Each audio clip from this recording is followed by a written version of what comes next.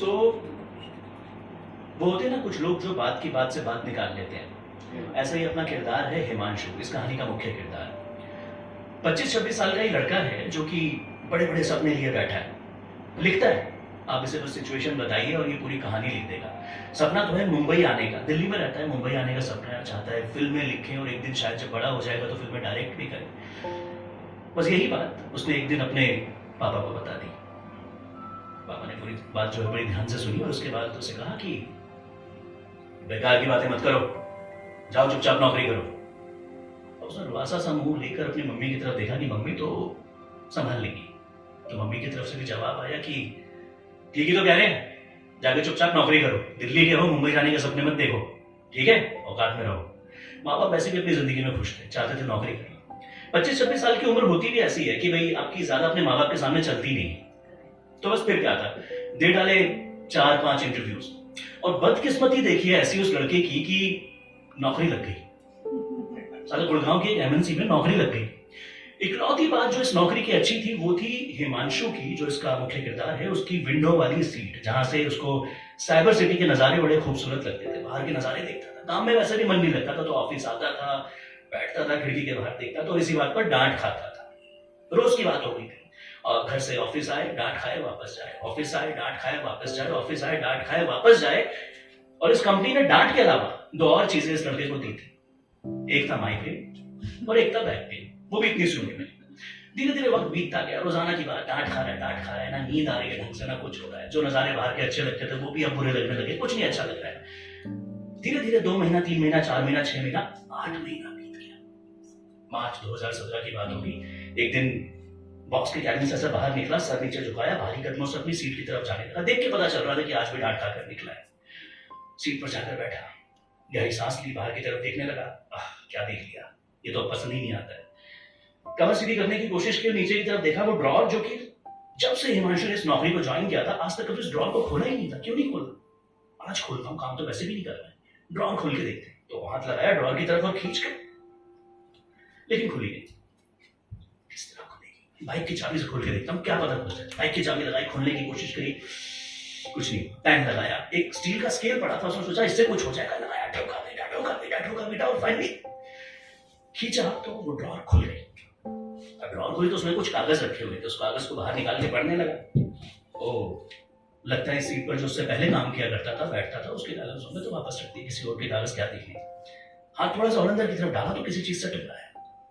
एक छोटा सा बॉक्स था, उस बॉक्स को ऐसा बाहर निकाल कर देखा तो ओके, रिस्ट वॉच का एक खाली बॉक्स। अच्छा, क्या होगा इसके अंदर। उसने उसे खोला तो उसमें कागज था, एक पर्ची थी। वो बच्चों के मन में एक्साइटमेंट आती है ना इस चीज को देखकर, वैसी एक्साइटमेंट हिमांशु के मन में थी, क्या लिखा हुआ इसके अंदर। उसने उस पर्ची को खोला, पर्ची को देखा तो उसमें लिखा हुआ था कि इस बॉक्स में वक्त कैद था। ठीक वैसे ही मेरा वक्त इस कंपनी में कैद था।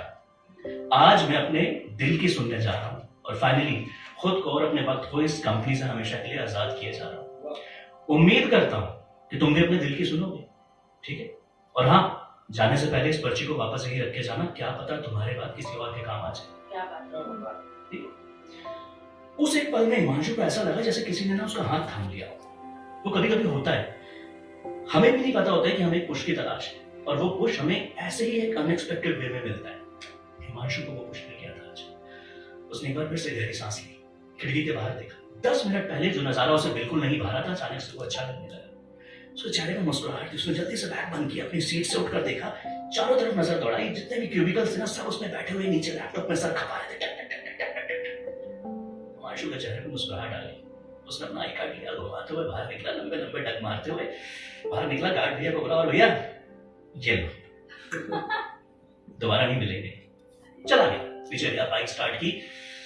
मोमोज खाने आज उसे बहुत दिनों से उसका स्वाद चला गया था। जब से इस कंपनी में आया ना, उस लड़के का स्वाद चला गया था। डोलमा आंटी के मोमोज को, तीखी चटनी, ऐसा लगा जिंदगी का स्वाद वापस लौट आया है। मोमोज खाए पेट भर के, घर पहुंचा, घर जाके मम्मी को बोला, मम्मी खाना नहीं खाना, अंदर जा रहा हूँ। मम्मी को वैसे ही फर्क नहीं पड़ रहा था, ठीक है ना खा जा, बाहर में जा। कमरे में गया, कपड़े उतारे, चेंज किया, आराम से अपनी पुरानी डायरी निकाली जिसमें बहुत कुछ उसने लिखा था कि ये करूंगा, ये करूंगा, ये करूंगा और ये करूंगा। बैंक बैलेंस चेक किया, इतना था कि अगले 4-5 महीने आराम से निकल जाएंगे अगर नौकरी नहीं भी करूंगा तो। बस फिर क्या था, आज कोई नहीं रोकने वाला था उसे। उसने अपनी ट्रेन की टिकट बुक कर ली और लंबी चादर तान के वो सो गया। यकीन जानना, पिछले कई महीनों में पहली दफा था जब हिमांशु आज चैन की नींद सोने वाला था। सो गया। सुबह उठा, तैयार हुआ, बैग उठाया और बाहर निकला। मम्मी पापा को बोला कि मम्मी पापा, मैं ऑफिस के काम से कहीं जा रहा हूँ, कुछ महीने लग जाएंगे। माँ बाप ने कहा भाड़ ले जा। माँ बाप को वैसे ही फर्क नहीं पड़ रहा था, अपनी जिंदगी में वो खुश थे। लड़का बाहर निकला, सीधा नई दिल्ली रेलवे स्टेशन आसाम की ट्रेन पकड़ी। अपनी जिंदगी की पहली सोलो ट्रिप पर ये निकल रहा था, बहुत खुश था। बढ़िया अपना अंदर बैठा, ट्रेन चलने लगी। बीच में कई सारे छोटे मोटे बड़े हर तरीके के शहर आए, कई लोगों से मुलाकात हुई, बातें हुई, फोटो खींच रहा है, वीडियोस बना रहा है, कुछ लिख रहा है, गाने गा रहा है, सो रहा है। और 40 घंटे का सफर पूरा करने के बाद फाइनली आसाम पहुंचता है। और आसाम के वो खूबसूरत नजारे जो थे ना, वो काफी थे उसको मोटिवेट करने के लिए।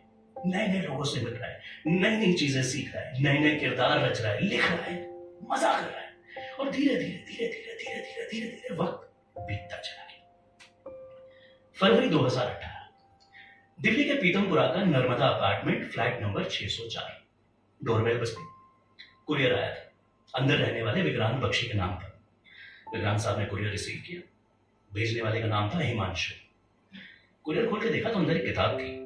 किताब का टाइटल था जीले जरा। ओके, खोला, पहला पन्ना, विक्रांत बख्शी की खुद की तस्वीर लगी थी और नीचे लिखा था dedicated to my biggest motivator. है, समझ नहीं आया। बुक लेके बैठे, पढ़ने लगे, पन्ने दर पन्ने पढ़ते गए और फाइनली समझ आया।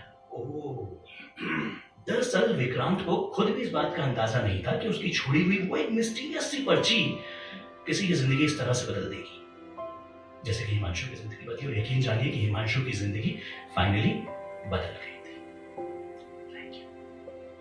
सही है, सही है।